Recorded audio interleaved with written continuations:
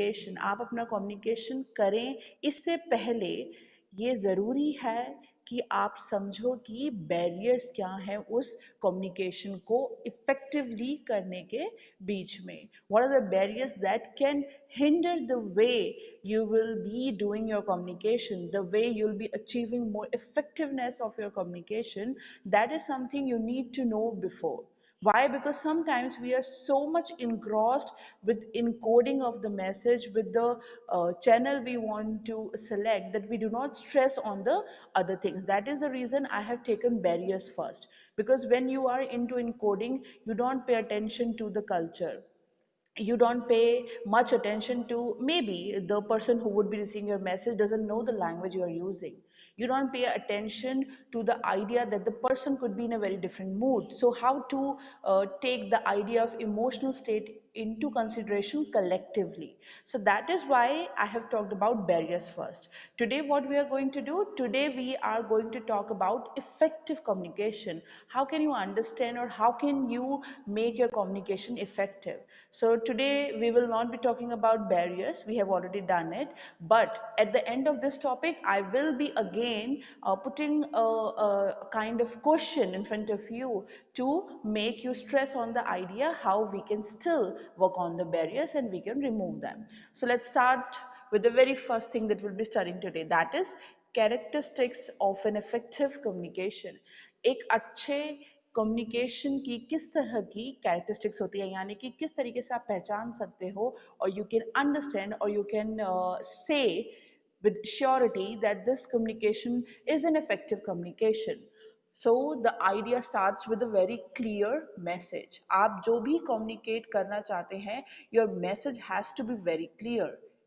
Clear से मतलब क्या है, क्लियर से मतलब ये है you should know what you want to convey. If you are communicating just for the sake of communication, then it is not going to reach to a state of good or to a state of effectiveness. In order to reach there, you need to have a clear message, then a correct message. What do you mean by correct? Clear and correct, it is different. Why? Because clear means that you are aware what you want to send. Correct means that you are using the information which is factful, which is not vague, which is not ambiguous, you know, which is not uncertain. ऐसा नहीं है कि आपको पता ही नहीं कि आपने जो बोला है वो सच भी है या नहीं, उसमें कोई genuineness भी है या नहीं. Then complete message. Why complete? Because if you are not giving entire message to people, then they may still have problem in giving you the feedback. The receiver may still have problem in giving you the response. जैसे कि अगर कई बार आप लोगों ने TV में देखा होगा, sometimes you see an advertisement which shows you to be continued, because that is a lengthy advertisement and you need to wait for it to come properly in its completeness. And sometimes you're watching a serial and then the serial goes with to be continued. What happens then? Then you don't know how to react, you don't know whether you can say this episode of particular serial was good or not. When you watch a film, when you watch a TV, when you receive any information, somebody says that I do have something important to tell you, but I will tell it tomorrow. So what do, you stay thinking about that message the entire time, but you don't know how to react. So in order to receive the reaction of the receiver, you need to have a complete message. I am giving you this example in a very general sense. When it comes to more professional means of communication, let's say we talk about TV, we talk about print, and then you have to report about something, then what means completeness? Completeness means that you know which event you are reporting in your newspaper, which event you are covering for your TV channel, and what is the complete story. Don't just go and tell few things to people and leave them blank. Give them the complete story, give them the complete picture, so that they know what happened, how happened, where happened, when it happened, and what was the entire story. So follow the things that you study in 5Ws 1H. Try to answer each of the questions that should be there and give proper detail to people. When it comes to more personal, don't leave people in the state of you could say blankness. Don't leave them in the state of that they're thinking how to react because they don't have complete information.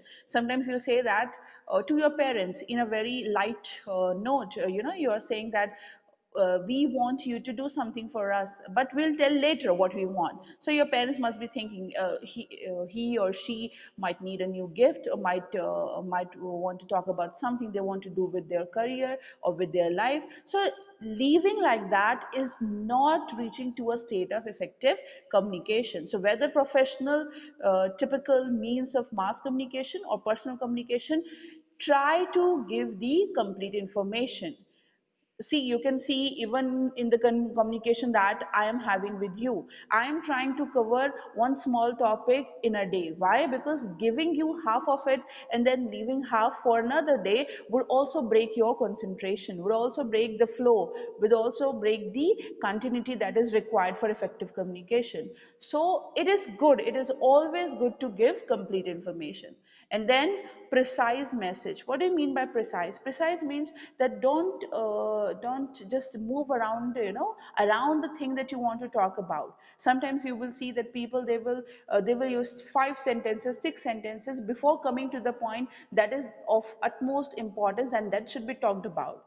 So be precise, be more clear, be more straight with your message. If you want to use more rhetoric words, more flowiness, then it's fine, but still be precise. Come to the point that you want the receiver to stress on, or you want the people to read about. And then reliability. Reliability means that you should know what information you're giving to people is definitely right, reliable, trustworthy, truthful, and you're not just giving them anything, because this is going to take away the trust, and then they won't be interested in receiving any information further from you. Then consideration of the receiver. What do you mean by consideration here? Consideration means that just do not think that you are the sender and you are here to encode the message and send the message. Also think about the receiver, what the receiver would be interested in receiving from you. Is the receiver interested in watching a TV serial which goes about celebration, which goes about live performances, or is the receiver interested in watching something which is old film, something like, something that is coming from the classic or golden days of cinema, Indian cinema? So you should be knowing what your receiver wants. If this is what they want, just you can take the example of lockdown period. Doordarshan, the DD, they started giving you old famous serials. Why? Because they wanted people to stay connected. They wanted people to develop that emotional affinity towards the country, towards the surroundings, towards the things that they have really loved, so that they can stay indoors and they do not think too much about going out.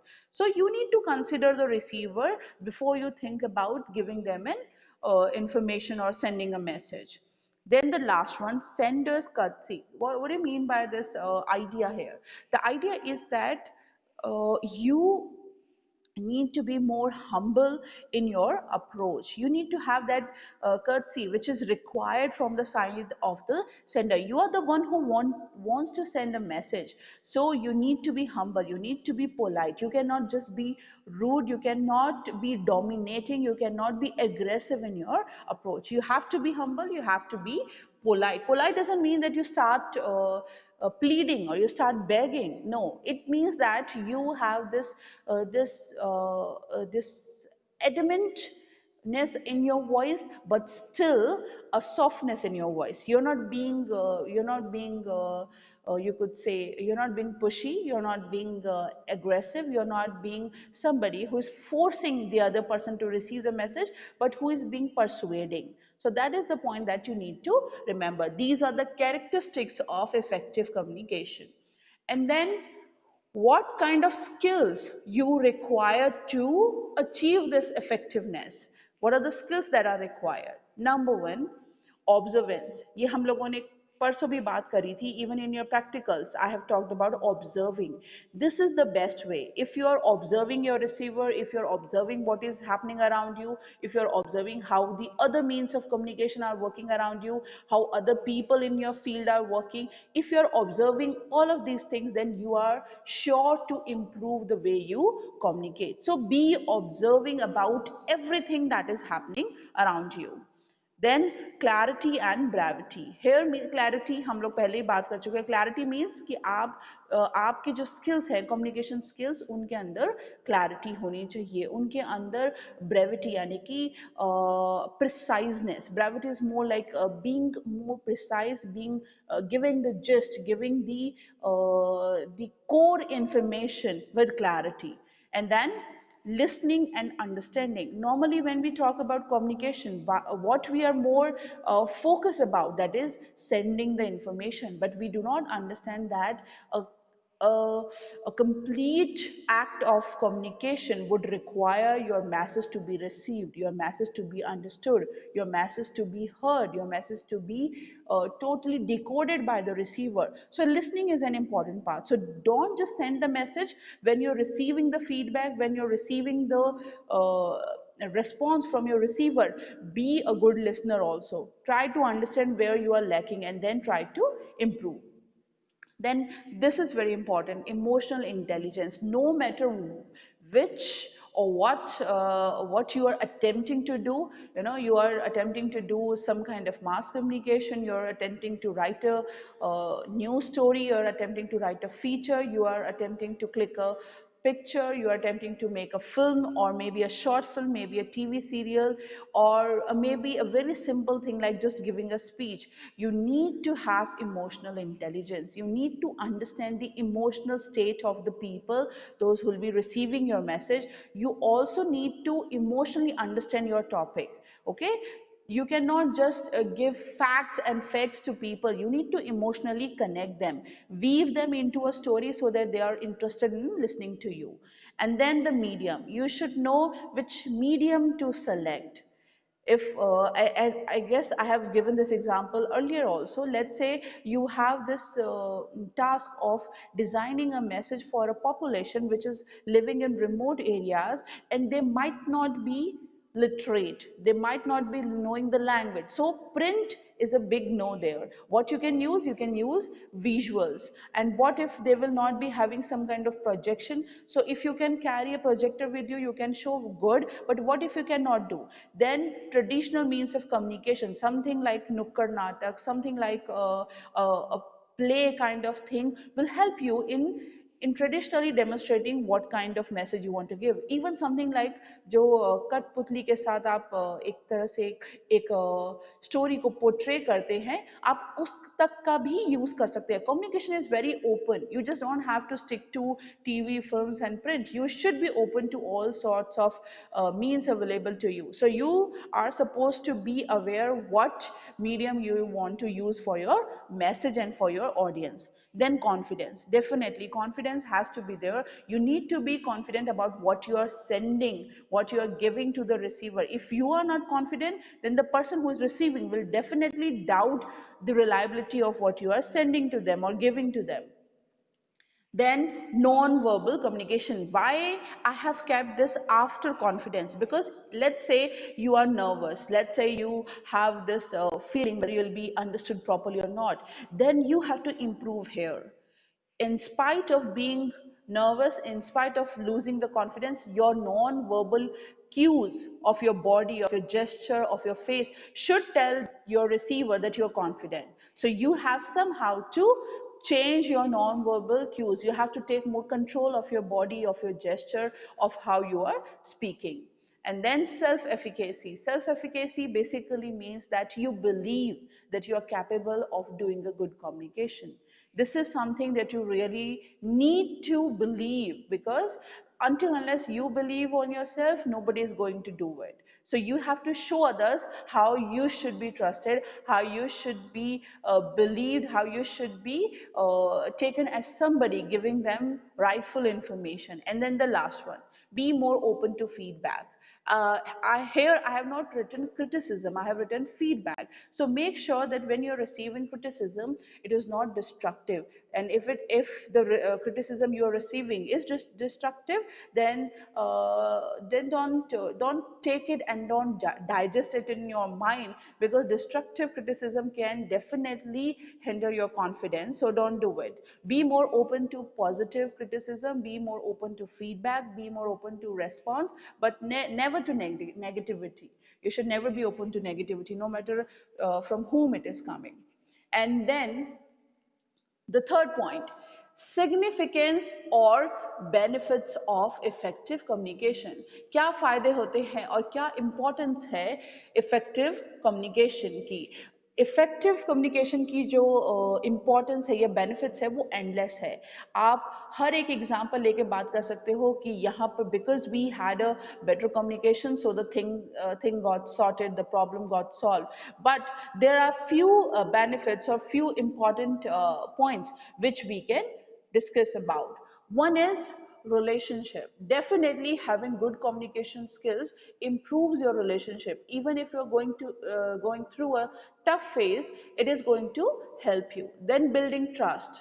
When you have better communication, you are able to build the trust between yourself and others, no matter if it's no matter if it's group communication, public or mass communication. The trust that comes is all only from your communication and your actions. So before you are able to act, your communication should develop the trust between you and others.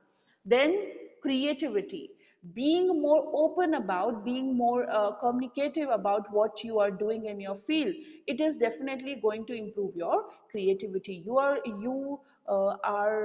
being more open to innovation, more open to what new can be done. Why? Because communication, better communication means that you are feeling free. Feeling free means that you are open to do, or you are more happy to do what you really want to do. And when you are in this kind of condition, when you are at this state, then you feel more creative about doing any kind of work that you are working with. Then team building. What do you mean by team building? Team building doesn't mean that you have to talk about just office.